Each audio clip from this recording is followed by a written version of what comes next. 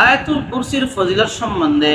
নবী করিম সাল্লাল্লাহু আলাইহি ওয়াসাল্লাম থেকে বর্ণিত রহিয়াছে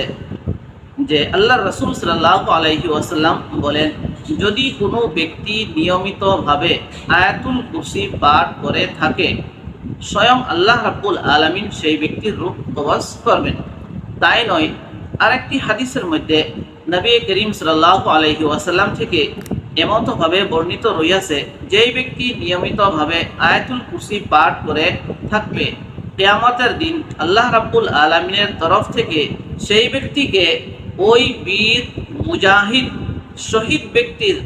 মর্যাদা এবং সম্মান দান করা হবে, যেই বীর মুজাহিদ নাকি আল্লাহর তরফ থেকে এবং আল্লাহর রসুলের তরফ থেকে দ্বীনে ইসলামকে এই পৃথিবীর মধ্যে প্রতিষ্ঠা করার উদ্দেশ্যে আল্লাহর রাস্তায় বাহির হয়ে শাহাদাত বরণ করেছে।